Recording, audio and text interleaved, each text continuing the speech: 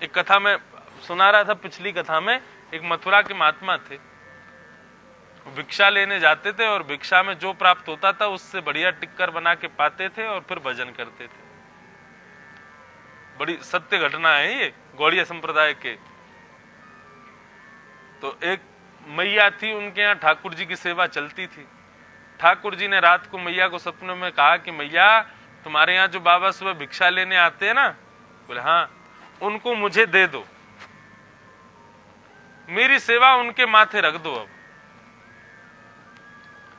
ठाकुर जी भी विचित्र है महाराज, कब किसके हाथों सेवा लेने लग जाए ये उनके ऊपर निर्भर करता है।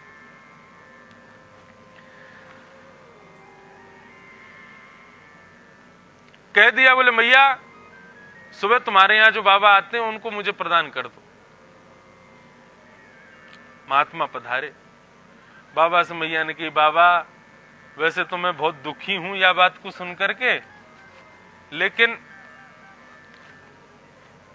ठाकुर जी ने मुझसे सपनों में आकर के कही है कि वो आपसे सेवा ग्रहण करना चाहे। बोले मैया हम पे तो कछु है ना है, आप जैसे 56 भोग आदि तो हम करना पाएंगे, एक समय टिक्कर बना करके खवा सकें बस, वाके अलावा तो हमसे ज्यादा भक्ति होवेगी ना। हम तो ठाकुर जी के नाम जप में ज्यादा निष्ठा रखें, क्योंकि हमारा मन ठाकुर जी की सेवा करके उनमें इतना ज्यादा ना लगे, हमारा मन तो नाम जप करके ज्यादा लगे। आप ठाकुर जी से मेरी बात कह दियो, यदि उनको या में सहमति हो तो मैं ले जाऊंगा। रात में स्वप्न में ठाकुर जी आए, बोले मैया तेने मेरी सेवा दी नहीं बाबा को। बोले मैं तो देवी को तैयारी, बाबा ही मना कर रहा हो, बाबा कह रहा हो कि भैया मुझसे होवेगी ना, मैं तो नाम जप निष्ठ हूं, मैं एक ही बार भोजन पवाऊंगा, अगर ठाकुर जी को स्वीकार हो तो आ जाए। ठाकुर जी बोले मैया मैं एक ही समय भोजन खा के रह लूंगा, लेकिन मुंह को बाबा को दे दे, वही के पास रहना मुंह। दूसरे दिन महात्मा पधारे, मैया ने कही, बोले ठाकुर जी यही चाहते हैं जो आप कह रहे थे। बोले मैं एक समय भोजन करूंगा लेकिन रहूंगा बाबा के पास। ठाकुर जी मदन मोहन जी को लेकर के अपने पास पधारे। अब महाराज वो तो खूब भजन करते, 24-24 घंटे में कम से कम 20-20 घंटे भजन करते थे। और फिर मधुकरी मांगने के लिए जाते, उसमें जो आटा आदि मिलता उसकी बढ़िया टिक्कर बना करके ठाकुर जी को भोग लगाते, फिर स्वयं पाते। टिक्कर समझते हैं? खूब मोटी रोटी होती है, रोटी बिना रे रोटा रे रोटला, हाँ वो क्या है कि एक में ही आधे में ही तो पेट भर जाता है, और फिर उसका क्या है कि उसको पाने के बाद खूब देर तक उसको पचाने में लगा रहता है पेट, इसलिए भूख भी नहीं लगती लंबे समय तक। इसलिए संत महात्मा भजन करते रहे, उसके लिए टिक्कर बना के पाते हैं ताकि ज्यादा भूख ना लगे, एक बार में ही पूरी है जाए पूर्ति। टिक्कर बना करके ठाकुर जी के सामने रख दिया, भोग लगाओ, और भोग लगा करके स्वयं ने पाया। बाबा जैसी भजन करने के लिए बैठे, ठाकुर जी ने बाबा से कही, बाबा, हाँ लाल जी कहो। मैं आपकी सेवा से बड़ा प्रसन्न हूं। बोले अच्छा, चलो अच्छी बात है, आपको हमारी सेवा बढ़िया लग रही है, लेकिन बाबा एक बात कहना चाहूं। बोले कहा, आप जो टिक्कर बनाओ ना, बोले हाँ, वो सूखे आटे में ही मान करके बनाए दो, वामन, यदि नमक डाल दोगे ना तो एक स्वाद आ जाएगा, बस इतनी इच्छा है, टिक्कर में एक नमक मिला दे करो। बाबा बोले अच्छा, तो फिर कल से जब भिक्षा लेने जाएं तो आटा लामे और फिर नमक और लामे। तो बोले बाबा ने थोड़ा ने सुख मिल जाएगा मुंह को, यदि वहां में नमक आ जाएगा तो एक स्वाद बढ़ जाएगा। बाबा बोले ठीक है, नमक की तो लाना ले आएंगे। दूसरे दिन से महाराज आटे के संग संग फिर नमक और लेके आए। अब नमक में आटा मिला के बढ़िया मार के टिक्कर बना के ठाकुर जी को पवायो और स्वयं ने पा लियो। 2-4 दिन तक ऐसे ही पाते रहे ठाकुर जी। एक दिन ठाकुर जी फिर आ गए। बाबा बोले हाँ बोलो। बोले आपकी सेवा से खूब प्रसन्न हूं मैं। बोले अच्छी बात है, प्रसन्न हो तो। बोले बाबा बस एक बात कहना चाहूं। बोले कहा। बोले आप आटे में नमक डाल के पवाए दो, बढ़िया है, लेकिन वो मेरे गले में इर्ज जाए। इर्ज जाए समझ गए, अटक जावे। तो रूखी रोटी रे वामन नेक नमक की रे, तो गले में इर्ज जावे तो नीचे निगलवे में बड़ी दिक्कत होवे। बाबा बोले तो क्या करें। बोले यदि कहीं से घी की व्यवस्था है जाए तो बढ़िया टिक्कर में वहां में घी में बोर के यदि भोग लग जाए तो फिर खावे में बड़ी आसानी रहेगी, भीतर चलो जाए करोगे प्रेम से।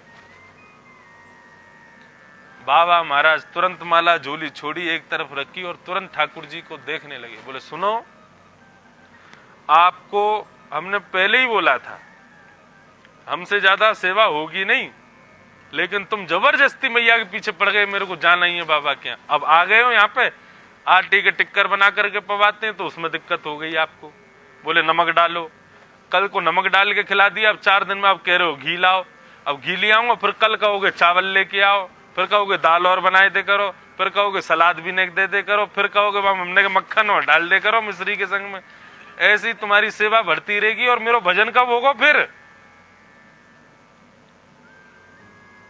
हाथ जोड़ रहे हैं आपके, वापस चले जाओ मैया के पास। हमको आपकी सेवा से ज्यादा रुचि आपके नाम जप में है, हमको आपकी सेवा में इतनी रुचि नहीं है, आपसे ज्यादा प्रिय आपका नाम है हमको। ये बात जैसे ही कही बाबा ने, ठाकुर जी प्रकट हो गए और प्रकट होकर के बाबा को अपने हृदय से लगा दिया। बोले बाबा तुम बढ़िया प्रेम से भजन करो, अब टिक्कर भी हम बनाएंगे, घी भी हम लाएंगे और सब काम हम करेंगे, तुम बस भजन करो। और ठाकुर जी रोटली बनाते हैं, ठाकुर जी रसोई बना करके खुद स्वयं भी पावे, ठाकुर बाबा को भी पवावे। तो अभ्यास योग क्या है? जिससे ठाकुर जी प्रसन्न हो जाएं, जिससे ठाकुर जी में मन ज्यादा लगे, उस क्रिया को करो। तो पहला मार्ग ठाकुर जी ने क्या बताया? मन बुद्धि मुझे अर्पित करो। और मन बुद्धि मुझे नहीं दे सकते तो अभ्यास योगेन ततो, अभ्यास करो, नाम जप से अभ्यास करो, परिक्रमा से अभ्यास करो, विविध विविध प्रकारों से अभ्यास करना शुरू करो।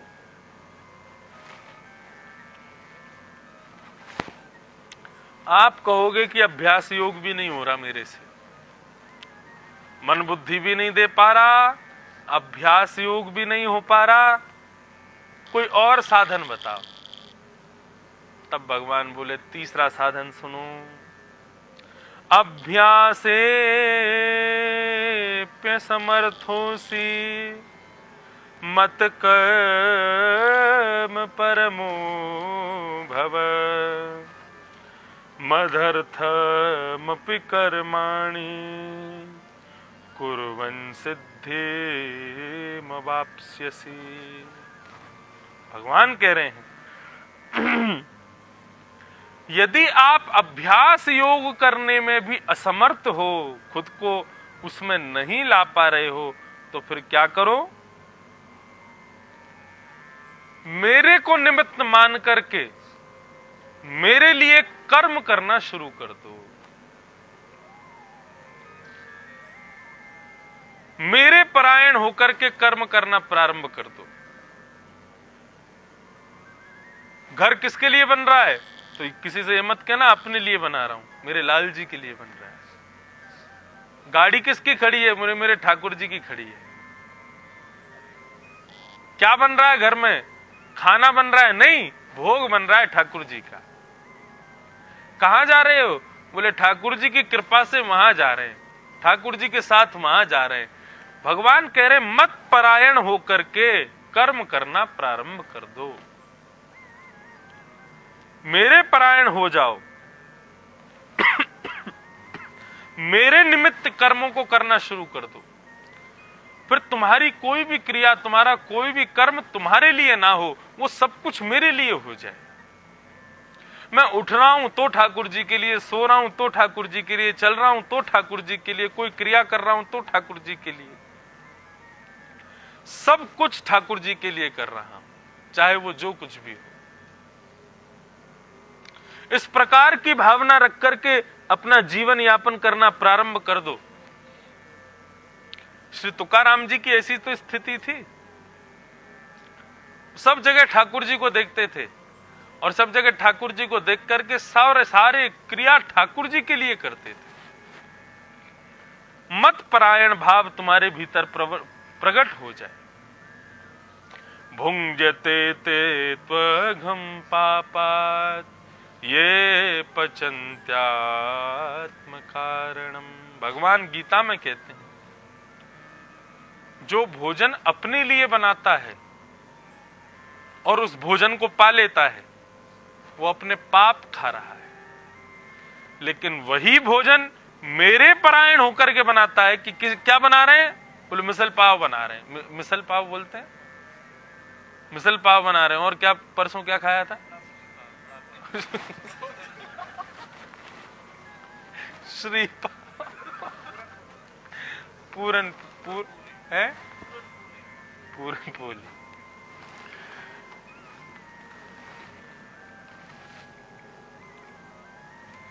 जैसे हमारे भारत देश के एक नेता है ना, वो नाम बदलते रहते हैं सब जगह के, ऐसे ही हमारे एक पंडित जी हैं, वो सबके नाम ही बदलते रहते हैं।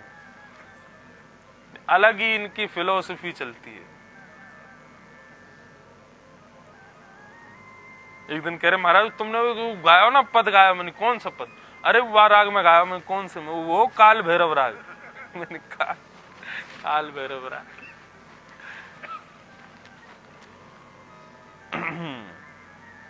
मत परायणा। मुझे कितना अच्छा लग रहा है ये सुनकर के। ठाकुर जी इतने सुंदर सुंदर भाव बता रहे हैं। मन बुद्धि मुझे दे दो। नहीं हो सकता, ठीक है, अभ्यास योग करो, जिससे मन मुझ में लगे उसको बार बार करो। नहीं हो सकता तो भगवान बोले फिर तुम कुछ मत करो, मत परायण हो जाओ। जो भी करो मेरे लिए करो, मेरे को निमित्त मान करके करो।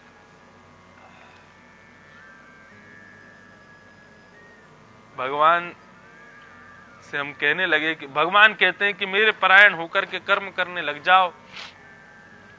जो कुछ भी बनाओ खाओ, फिर मुझे अर्पित करके खाओ। जो कुछ भी करो मुझे अर्पित करके करो। आप कहो कि मैं ये भी नहीं कर सकता, मुझसे ये भी संभव नहीं है, तो भगवान ने फिर अंतिम भेद खोला है। अथई तदप्यशक्तोषि कर्तुम मद्योगमाश्रितः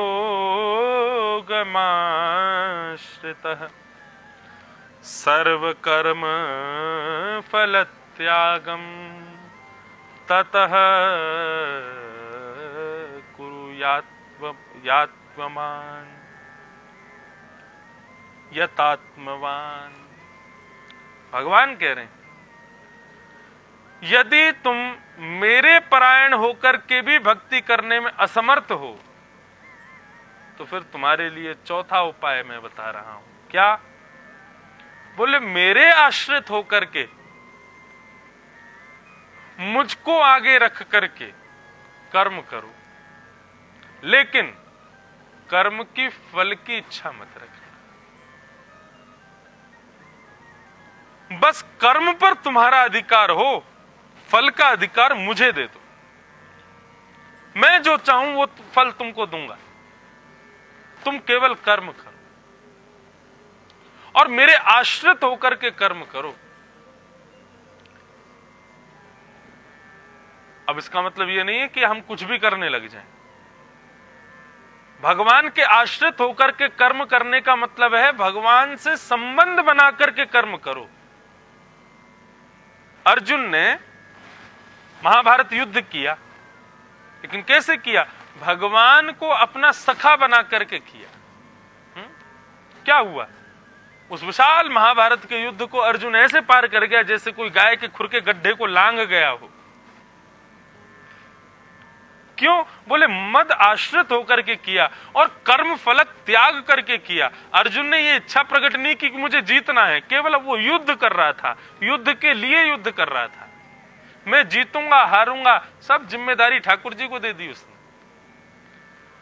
भगवान के आश्रित होकर के कर्म करना और फल का त्याग करके कर्म करना, इसमें सबसे बड़ी हमारे लिए फायदे की बात यह है, जिम्मेवारी हमारी नहीं रहती, फिर जिम्मेवारी हमने ठाकुर जी को दे दी, आप संभालो। लेकिन इसमें सबसे विशेष बात यह है, कर्म फल त्याग करके उसके फल के विचार ना करते हुए कर्म तो करो, भगवान के आश्रित होकर के करो, लेकिन भगवान से संबंध बना करके करो।